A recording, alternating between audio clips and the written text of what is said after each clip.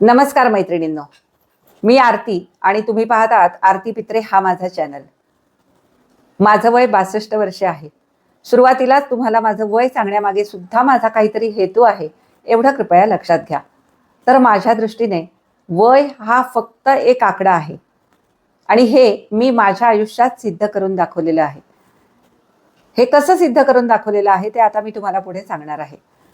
माझ्यातल्या आवडीनिवडी, माझ्यातल्या कला यांच्याकडे फक्त छंद म्हणून न बघता मी त्याचं व्यवसायात छानपैकी रूपांतर केलं.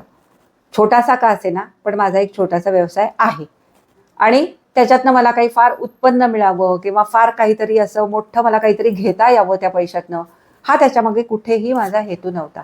फक्त माझ्यातली कला मला जपता यावी आणि माझ्या आवडीनिवडींचं मला संगोपन करता यावं, एवढाच त्याच्यामागे माझा हेतू होता. तर याच संकल्पनेतून मी 2 यूट्यूब चॅनल उघडले. पहिला जो उघडला तो स्टुडिओ संजीवनी या नावाने उघडला, ज्याच्या संदर्भात सविस्तररित्या मी आता तुम्हाला पुढे सांगणार आहे. आणि दुसरा जो उघडला तो आरती पित्रे या नावाने उघडला, तो आत्ता ज्यामध्ये तुम्ही हा व्हिडिओ बघता आहात. चला तर आता जास्त वेळ न दवडता आपण माझ्या त्या चॅनलबद्दल थोडीफार माहिती घेऊ. हा जो माझा आरती पित्रे नावाचा जो चॅनल आहे, या चॅनलवर मी कुठले व्हिडिओ शेअर करते हे तुम्हाला सगळ्यांना माहितीच आहे, कारण तुम्ही माझ्या चॅनलला सबस्क्राईब केलेलंच आहे. आणि केलेलं नसेल आणि न करताच जर हा व्हिडिओ बघत असाल तर नक्की सबस्क्राईब करा, म्हणजे माझे जे काही आधीचे व्हिडिओज आहेत ते सगळे तुम्हाला बघायला मिळतील. त्यामुळे या चॅनलवर मी कुठले व्हिडिओ शेअर करते हे तुमच्यापैकी बऱ्याच जणांना माहिती आहे. आता आज आपला विषय आहे दुसऱ्या चॅनलचा. तर दुसऱ्या चॅनलवर मी काय करते हे मी तुम्हाला आज सांगणार आहे. आता जास्त वेळ न दवडता मी त्याच्या संदर्भात सगळी माहिती तुमच्यापाशी शेअर करणार आहे. माझा दुसरा जो चॅनल आहे, जो स्टुडिओ संजीवनी नावाने मी चालवते, तो चॅनल 2 वर्षांपूर्वी म्हणजे साधारण फेब्रुवारी 2024 मध्ये मी तो चॅनल उघडला. ज्या वेळेला मी तो चॅनल उघडला त्यावेळेला व्हिडिओज कुठले टाकायचे, काय टाकायचे, कसे टाकायचे याची थोडीफार माहिती मी घेतलेली होती. इतरांचे व्हिडिओज बघून थोडंसं ज्ञान मी गोळा केलेलं होतं, परंतु सुरुवात कुठून करायची हे काही डोक्यात येत नव्हतं. मग मला लहानपणापासून कविता म्हणायची आवड होती किंवा पुस्तकं वाचायची खूप आवड होती. तर विचार केला की त्या संदर्भातलेच आपण व्हिडिओ बनवू. पण फक्त विचार करून काहीही होत नाही. तरी सुद्धा अगदी धीर करून माझा पहिला जो व्हिडिओ मी त्या चॅनलवर टाकला तो होता शिवाजी महाराजांच्या जयंतीच्या दिवशी मी टाकलेला. आणि त्याच्यामध्ये शिवाजी महाराजांवर माझ्या लहानपणी जी शाळेत कविता होती, ती कविता मला पाठ होती, ती कविता मी धडाधड तिथे म्हणून दाखवली, वाचून नाही म्हणून दाखवली. त्यानंतर दुसरा व्हिडिओ कुठला बनवायचा, मग कुठेतरी मला एक पुस्तक मिळालं, त्याच्यामध्ये श्री रामचंद्र म्हणतात असं लिहिलेलं होतं. ते पुस्तक मी वाचलं. त्याच्यावरच्या ईमेल आय डीवर त्या संस्थेला मी मेल पाठवला, त्यांची परवानगी घेतली आणि या उच्चाराचं महत्त्व असा एक दुसरा व्हिडिओ टाकला. त्यानंतर तिसरा व्हिडिओ बहुतेक मी माझ्या आईवरच टाकला. त्याच्यानंतर चौथा व्हिडिओ मी तुम्हाला दाखवते.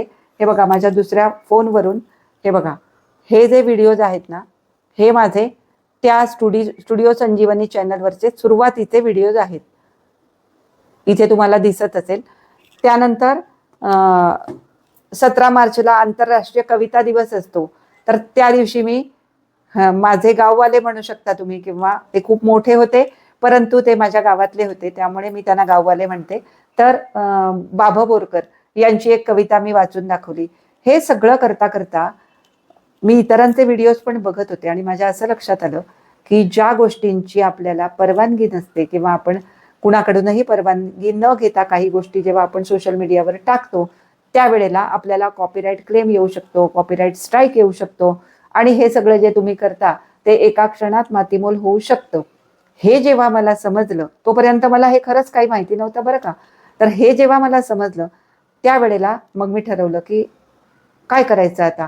म्हणून मी ज्या वेळेला गावाला गेले होते त्यावेळेला मी कुठे मामाच्या घरी गेले, मग तिथले व्लॉग टाकले, मग आईकडे गेले तिथले व्लॉग टाकले, मग माझ्या बहिणीकडे मी गणपतीला गेले तिथले व्लॉग टाकले, असं करायला लागले.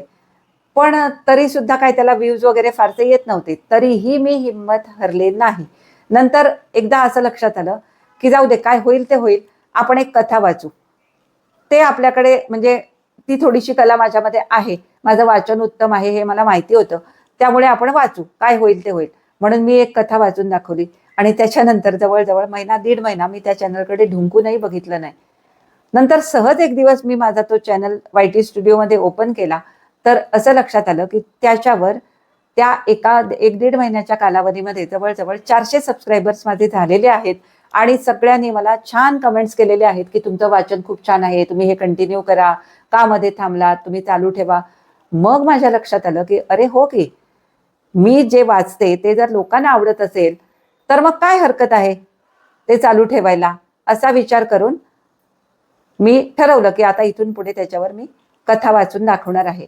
आणि या मधल्या कालावधीमध्ये तो जेव्हा मी चॅनल हा बंद ठेवलेला होता स्टुडिओ संजीवनी, त्यावेळेला मी हा जो आत्ता चॅनल तुम्ही बघताय तो आरती पित्रे ऑफिशियल हा चॅनल उघडला आणि त्याच्यावर मी लहान मुलांची झबली, दुपटी, टोपडी असं सगळं शिवून दाखवायला सुरुवात केली. कारण मला माहिती होतं की तिथे मला कॉपीराईट स्ट्राईक येणार नाही. इथे येऊ शकतो कारण इथे मी इतरांचं जे काही मटेरियल आहे ते वापरते. आणि हा जो चॅनल आहे हा जरी माझा स्लो झाला, हळूहळू चालत राहिला, तरी सुद्धा तो माझा आहे. कारण त्याच्यावर जे मी काय करते ते स्वतः मी करत होते. हे सगळं लक्षात आलं. पण आता लोकांची अशी डिमांड होती, तर मग विचार केला की आता काय करायचं. वाचता वाचता बऱ्याच वेळा असं झालं की माझ्याकडनं बऱ्याच गोष्टी निसटून जात होत्या, सुटून जात होत्या. पण माझ्या कमेंट्समधून लोक मला ते सगळं सांगायचे की तुमचं हे चुकलंय, तुमचं ते चुकलंय. आणि खूप छान कमेंट्स मला येत आहेत. तर आपण हा चॅनल पुढे चालू करावा. पण मैत्रिणींनो, हा चॅनल पुढे चालू ठेवायचा म्हणलं म्हणून ते तेवढं सोपं नाही आहे. ज्या लेखकांच्या आपण कथा वाचतो किंवा काहीही जे वाचतो त्या लेखकांची जर आपल्याला परवानगी असेल तरच आपण त्या गोष्टी सोशल मीडियावर शेअर करू शकतो. हे मला माहिती होतं. नाहीतर कॉपीराईट स्ट्राईक येतो, कॉपीराईट क्लेम येतो किंवा काहीही घडू शकतं, तुमचा चॅनल सुद्धा उडू शकतो.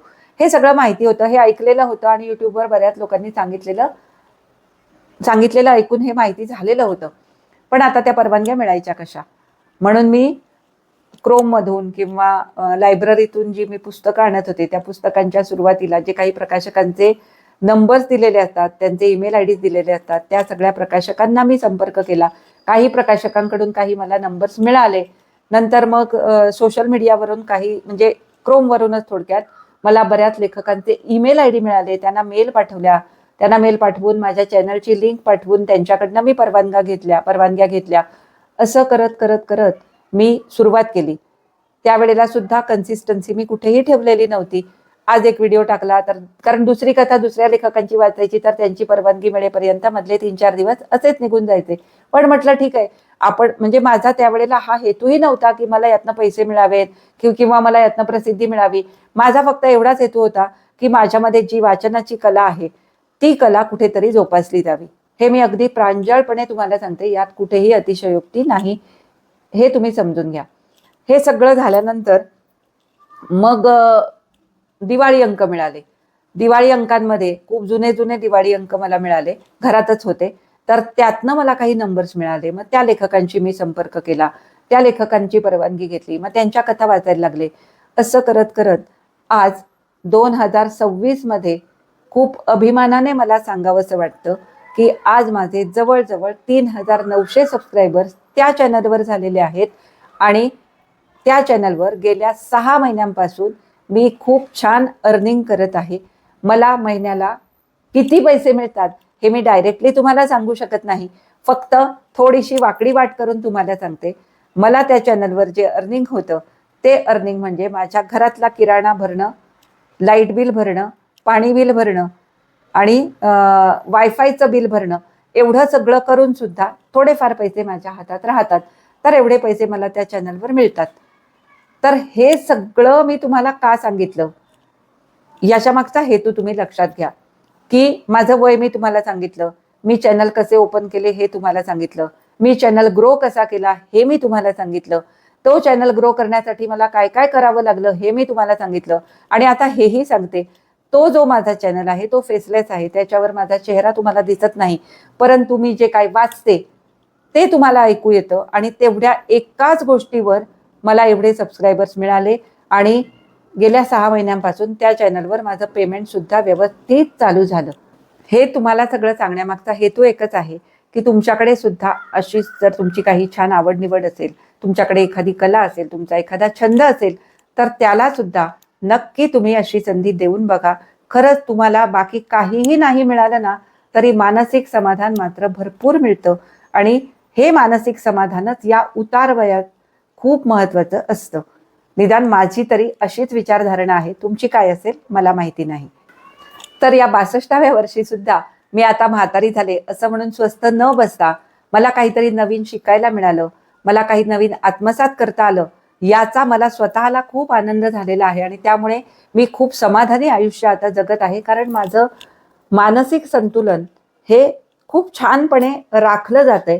याच्यातनं पैसा किती मिळतोय हे जरी मी थंबनेलमध्ये टाकलेलं असलं तरी ते फक्त तुम्हाला सांगण्यासाठी की मला किती मिळतात, म्हणजे तुम्ही सुद्धा याच्यातनं काहीतरी ऊर्जा घेऊन नवीन काहीतरी सुरू करावं.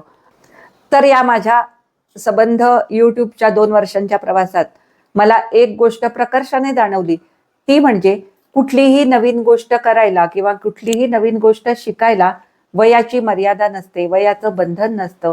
आणि हे सगळं करताना तुम्हाला जे एक मानसिक समाधान मिळतं त्यामुळे तुमचं आरोग्य सुद्धा खूप छान प्रकारे राखलं जातं, हे मला जाणवलं.